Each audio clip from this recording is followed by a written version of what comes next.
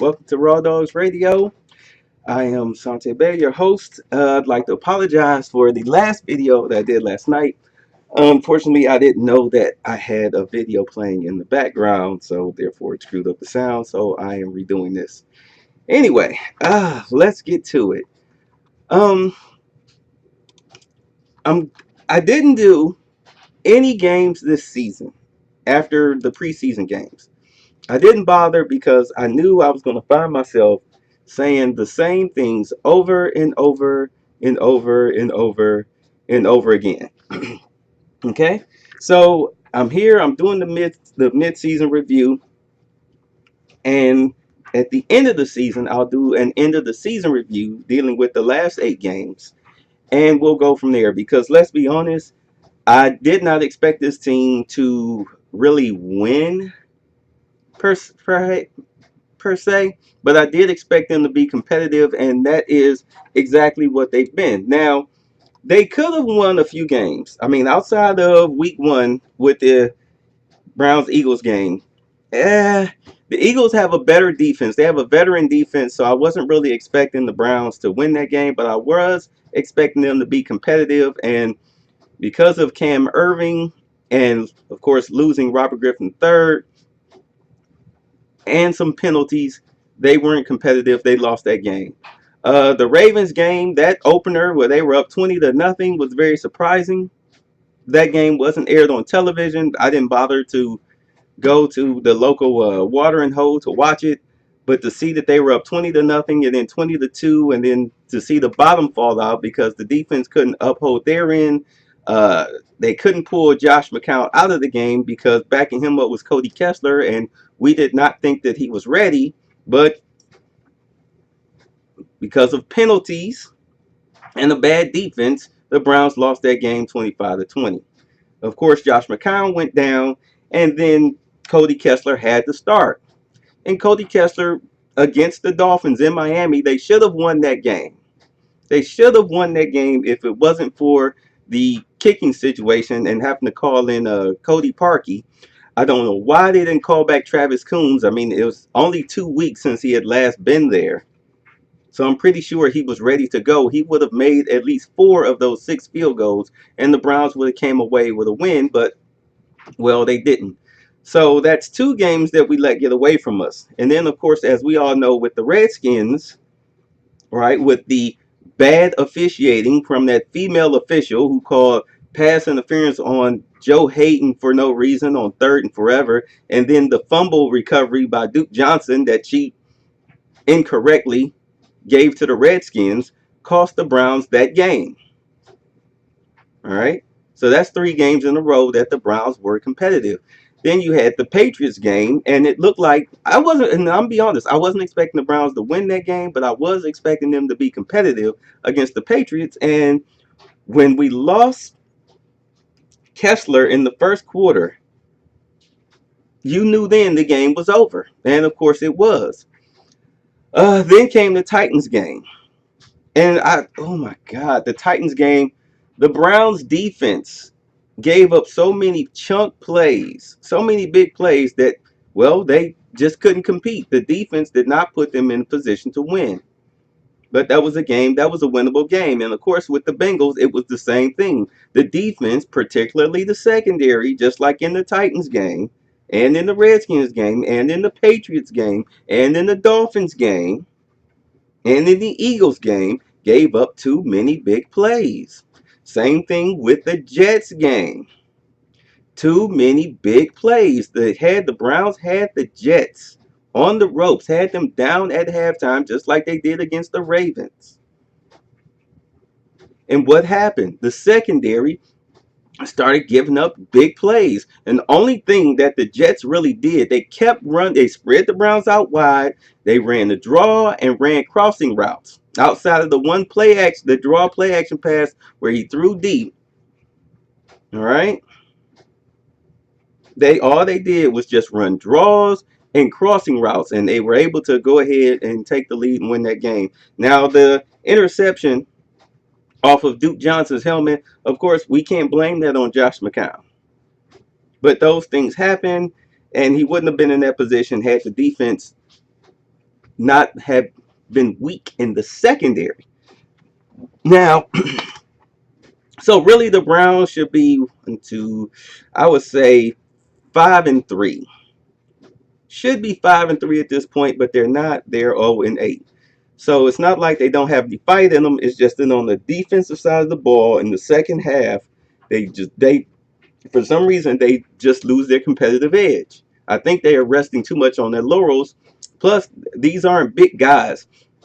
Like the two biggest guys in the secondary is Ed Reynolds Jr. and Tramon Williams. Both of these guys are 6 feet. Ed Reynolds being 6'1", Tramon Williams being 6 feet. All right, but it's not enough. You need bigger guys. You need bigger guys. The heaviest guy in the secondary is Derek Kendrick at 210 pounds. All right, he's a rookie playing safety, but he didn't start because, of course, Ibrahim Campbell is back. So, and he's a hitter.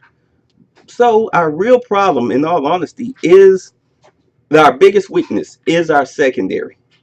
All right, and let's talk about the secondary because I'm going to go over this by positions. I'm going to evaluate the Browns by positions because this is what's killing us. And this is what the whole thing is. People are saying it's a tanking season. Not really, but it is an evaluation season. This is why you keep stocking draft picks. You stock all of these draft picks for 3 years in a row. This previous offseason, next offseason coming up, and then the offseason coming up after that. You have to find out who can play and flush them out, those who can't play, and get rid of them. You have to replace them. So let's go by the secondary. Let's deal with the secondary. Body Calhoun, 5'9", 193, a rookie from Minnesota. He can play, but he is not a starter. So I say you keep him. Marcus Burley, 5'10", 190, 3 years from Delaware, gotta go. Ibrahim Campbell, drafted 2 years ago, 5'11", 208 from Northwestern, gotta go. He cannot play safety at this level. He cannot play safety at the professional level. It's 2 years in and he's still peeking in the backfield. He's still getting beat deep. He cannot tackle whatsoever. Then you have Joe Hayden, as we know, 5'11", 195, 7th year from Florida. He should have been traded, but the problem is that his cap number, well, his contract is way too high. He's overpaid. And Joe Hayden plays like a guy who, as soon as he gets his money, he just stops working out.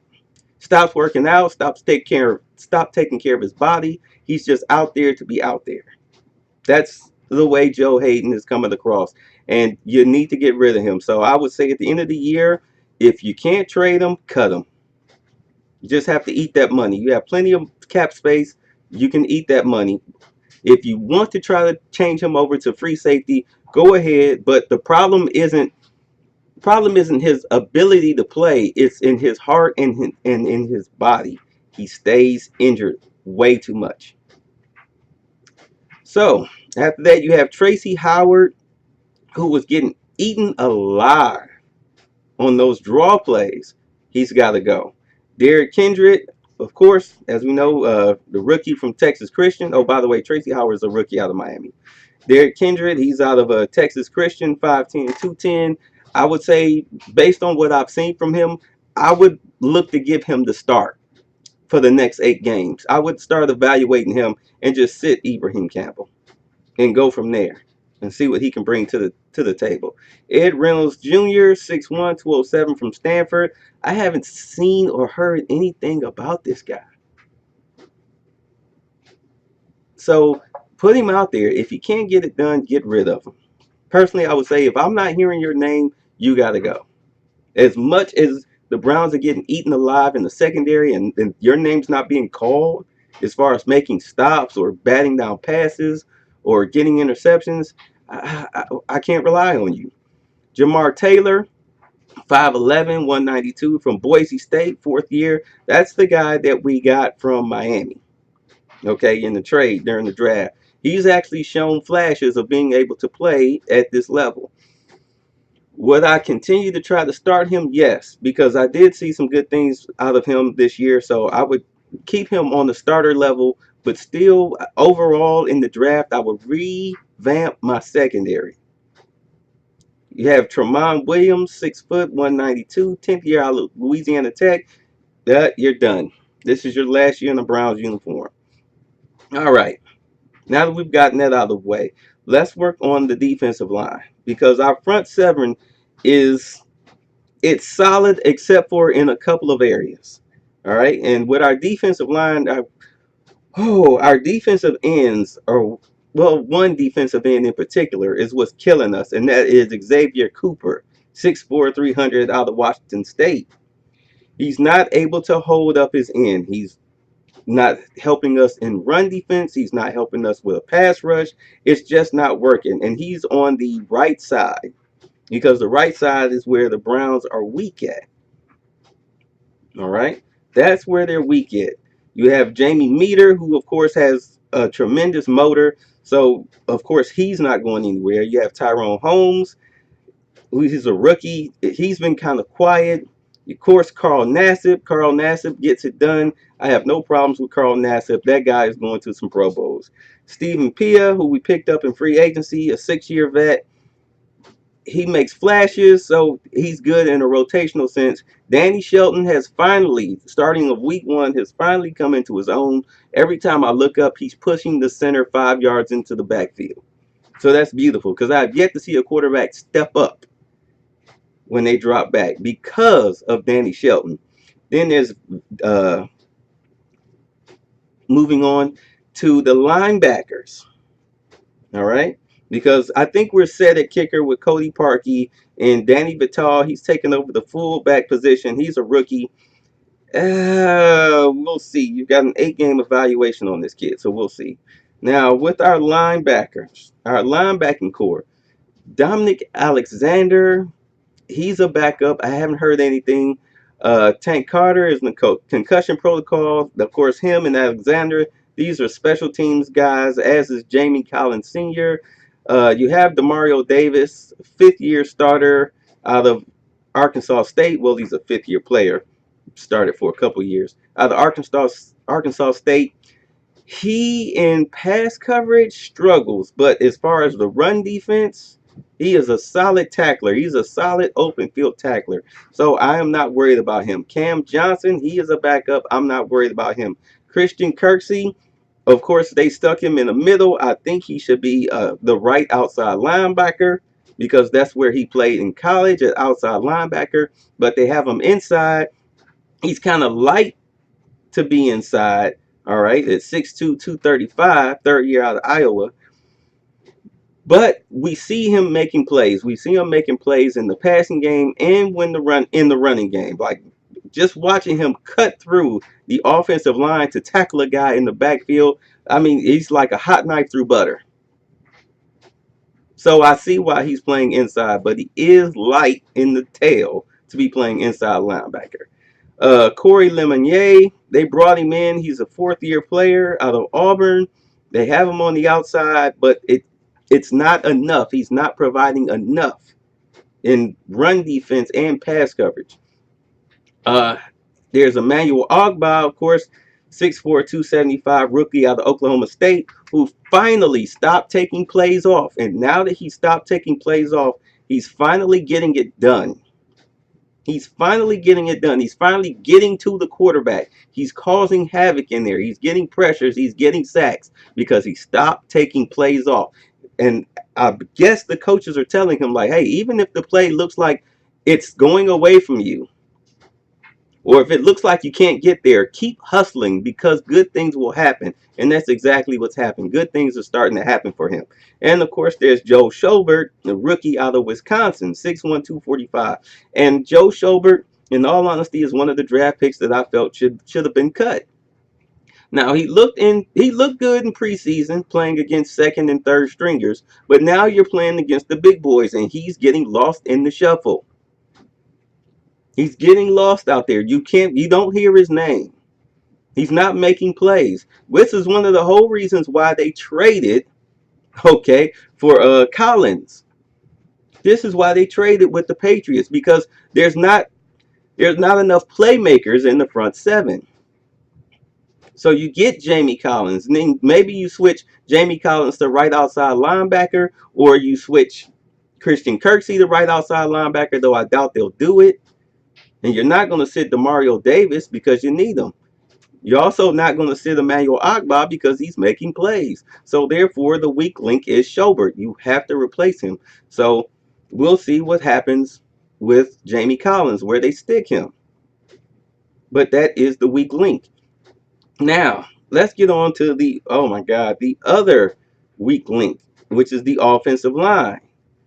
All right. Now, Spencer Drangle, of course, is a backup, as is Jonathan Cooper, as is Sean Coleman, as is Alvin Bailey, okay, as is Gabe Ickert. But our starters, of course, are Joe Thomas, who is in his 10th year out of Wisconsin, 6'6", 312. He's not going anywhere. Austin Pastor was getting us killed early in the season, but he's finally started to come into his own and settle down into the position. All right, the last couple of games he's graded out very well according to Pro Football Focus. John Greco, he's in his 9th year, 6'4", 318 out of Toledo. He's a solid player.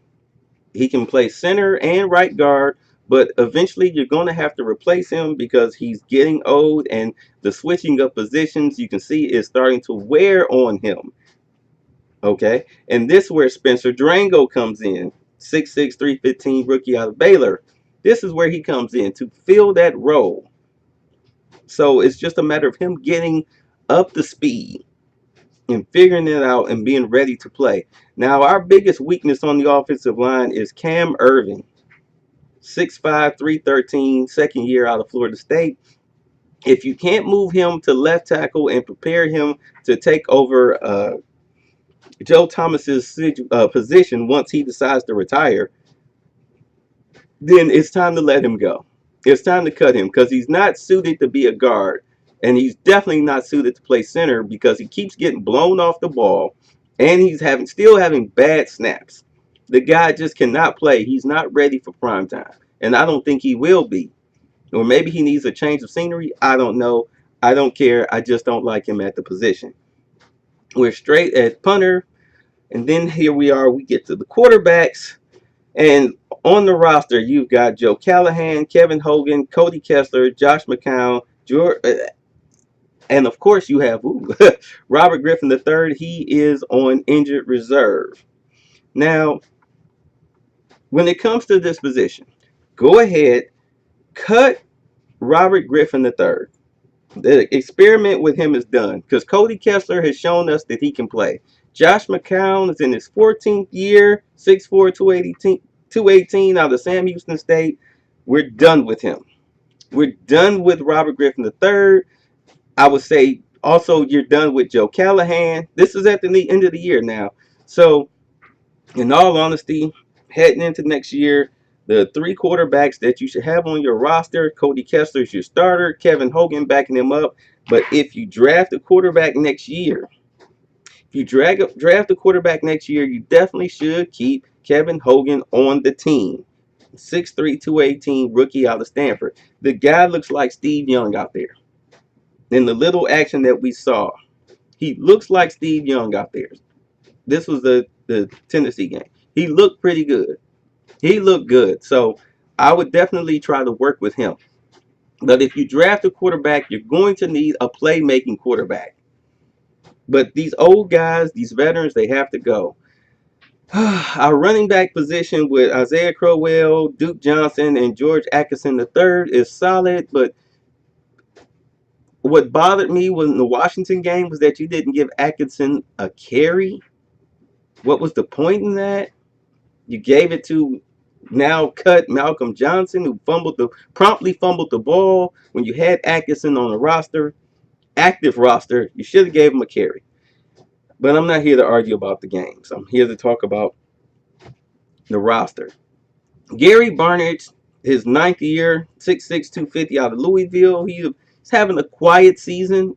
All right, you have Self-Devolve, 6'3", 245 rookie out of Princeton. I don't know what he can do. Randall Telford, 6'4", 250 out of USC. Still don't know what he can do. These guys have been very quiet. The tight ends have been very quiet here in Hugh Jackson's offense. With our wide receivers, of course, I believe we're almost set. I'd say the wide receiving core is 75% complete. You've got Corey Coleman, who comes back from injury this Sunday. Andrew Hawkins, who's been filling in as a starter because of injuries and suspensions. Rashard Hollywood Higgins, who everyone said was so smooth in the preseason, but I have yet to see him actually. Why is Ricardo Lewis getting all of the reps if Hollywood Higgins was so spectacular during the preseason games and in camp? What is going on there? And Ricardo Lewis is dropping way too many passes. 6'2", 215 rookie out of Auburn. Dropping way too many passes. Jordan Payton is a rookie that out of UCLA that I thought should have been cut too. And of course, Terrell Pryor is getting it done. He's getting it done. So I would say you need to revamp that wide receiving core because, of course, as you know, we have no idea what's going on with, oh my goodness, I forgot his name just that quick because he's barely been out on the field. Josh Gordon. All right. Now, we have some guys on injured reserve. Joe Bitonio, he's not going anywhere, but I would say go ahead and break your feet, bruh. Have them surgically repaired. Hopefully, they can hold up during the season. Rennell Hall, he's on injured reserve. He was actually showing some promise in the preseason. Maybe he can come back and maybe we can finally get that receiving core up the snuff from top to bottom of the roster. Uh, Lawrence Stankel, I didn't see enough of him, but he's on injured reserve. Uh, Rajon Neal, the running back, you might as well, as soon as he gets healthy, go ahead and just get rid of him. Nate Orchard's injury is one of the reasons why we're starting Schobert, who shouldn't be a starter. All right, it's the whole reason why you have to trade for Jamie Collins because you have to shore up that front seven. You have to shore up the linebacking core. Nate Orchard was showing promise last year. He showed promise in the preseason. Then he got hurt, and here we are playing Schobert. Dennis Parks, I haven't seen enough of him at wide receiver. Jordan Poyer at defensive back is one of those guys that I feel the Browns should cut. They should cut him at the end of the year. Austin Ryder, the offensive lineman, give him another year. Glenn Winston, the running back from Northwood, third year, go ahead and cut him when he gets healthy. And Dylan Wynn, the defensive lineman, I would say give him another year, give him another shot to see what he can do. On the practice squad, you have Josh Boyce, a wide receiver out of TCU. Whatever. You also have Trey Caldwell, defensive back out of Louisiana Monroe. Oh, whatever. You know, and I'm looking at this practice squad with Anthony Fabio on the offensive line, Dan France on the offensive line, Connor Hamlet, a tight end, Darius Hillary, a defensive back, Jordan Leslie, a wide receiver, Terrence McGee, a running back, Scooby Wright the third, the linebacker, and Gabe Wright, the defensive tackle. If these guys are on the practice squad, if they're not getting it done, I get it. They're developmental players, but it could use some reshuffling. Of course, Desmond Bryant, the defensive lineman, is on the reserve non-football injury list. So perhaps he can shore up that right side and put Xavier Cooper back on the bench or possibly be replaced. And of course, we know the situation with Josh Gordon. But overall, I'm not expecting this team to win many games in the second half because here you have the Cowboys coming up, and I don't see them winning that game because of the Cowboys' offensive line. You have the Ravens game coming up. I don't see that happening because of the Browns secondary. You have the Steelers game coming up, again, the Browns secondary. The Giants game coming up, that's a 50-50 game. It's a possible winnable game because Eli Manning has been very sporadic this year. Very sporadic this year. Like, should we bench him? That question is coming up. So he's been very sporadic. The Bengals are coming. coming up on December 11th, because you have the bye after the Giants game. All right, so that's November schedule is Cowboys at Ravens, Steelers, and Giants. Cowboys, Steelers, Giants are home games. So you get a break there. You're only on the road once, and you're only going to Baltimore, and that's only a hop, skip, and a jump. But then you have the bye after the Giants game, and then you get into the December schedule with your home against the Bengals, and then you go to Buffalo. I don't see the Browns winning that Buffalo game simply because of how active the Bills front seven is against our shaky offensive line because of our center play, and Austin Pastor might take a step back. We don't know. We'll see. Then you're home against the Chargers, which is kind of a winnable game, but I would say they have the edge at quarterback and veteran leadership because of Philip Rivers. And then you're at the Steelers January 1st, which, you know, you know how that last Steelers game usually goes. They blow us out, especially in Pittsburgh. So we'll see.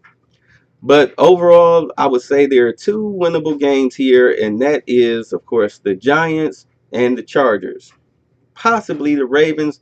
So you're looking at, I would say you're looking at a 1-15 season here. That's how I would chalk it up. In all honesty, it's a 1-15 season. But overall, we know where this year has shown us where our deficiencies are and what we need to do to shore up those deficiencies. And now it's just a matter of waiting for the offseason and the draft to get it done. Now, I want to say something about the Jamie Collins trade that a lot of people are overlooking that I brought up in my last video. All right, well, I was talking about building a champion, and building a dynasty, and building a winner. Uh, Bill Walsh brought in Jim Hacksaw Reynolds. Okay, I mean, he brought him in year 3 of his rebuilding program, but year 1, of course, was rough. The 49ers went 2-14, then they went 6-10, and then they went on to win the Super Bowl. I'm not saying the Browns are going to do that, but I am saying that, as you see, Hugh Jackson is following the Bill Walsh method of building a franchise. Get rid of the players that can't play. Start fresh. Teach them your method of playing. You're only going to play my way. It's my way or the highway. Keep the morale up. All right. Never let them see you dip your head.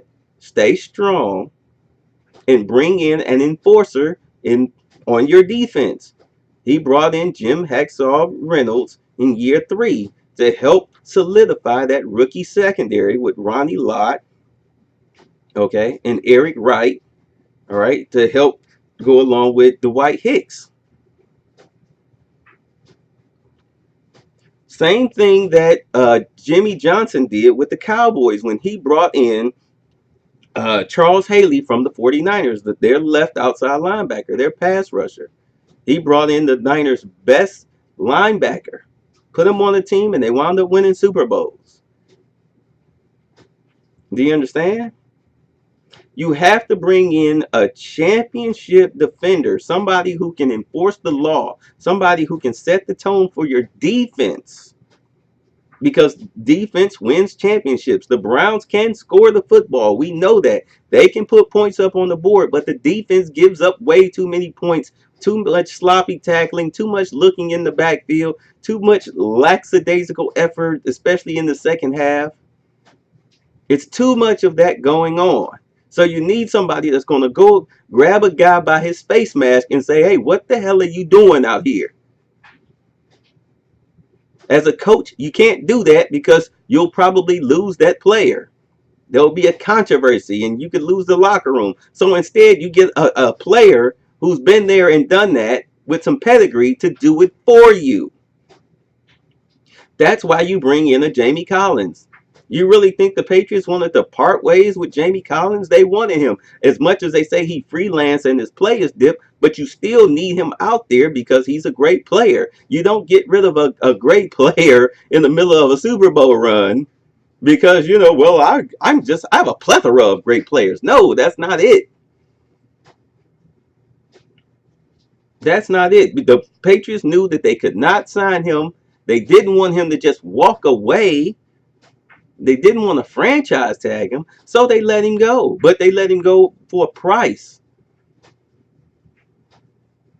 And what did we give them for Jamie Collins? We gave them, I mean, if you really look at it, with the trades that the Browns made with the Patriots this year, we gave them garbage Barkevious Mingo and a conditional compensatory third round pick for Jamie Collins for at least 8 games. And I would say if you can't re-sign him, franchise tag him. Go ahead. They're in talks right now with re-signing Terrell Pryor to a long-term deal, which is beautiful. Get it done now. Get that out the way. Set the tone. Let people know in the locker room. Send a message in the locker room that, hey, if you're a great player here, you bust your butt here, you will be rewarded. That's what re-signing Terrell Pryor to a long-term deal as a bona fide #1 starter and wide receiver. That's what that says. That's what that does. That gives the players hope in the franchise. It makes people want to come and play here. Like, hey, the Browns will take care of you. Like, you're not just some free agent coming in here to just get umpteen millions of dollars and put in the effort that Joe Hayden is putting in. No. Which is why I'm surprised they hadn't cut him. I'm surprised they weren't able to trade him, but they were shopping him. Let's not be foolish now. They were shopping him. So they're sending a message. Sign Terrell Pryor, and then give Jamie Collins a 8-game audition. Let him audition for 8 games. If he's out there hustling like he did with his first 4 years with the Patriots, if he's putting in the work, then you possibly give him Von Miller money. But he's been on record as saying that I didn't want Von Miller money. Like, okay, well, what type of money did you want? We're listening. Talk to us. Let's negotiate. You do that and you sign him to a long-term deal and you get it done. Of course, now everybody is signing people to 4 and 5 year contracts because the average NFL career is 3 years. But either way, if it's 4 years, sign him to 4 years. There's 4 years of getting a player who is in his prime.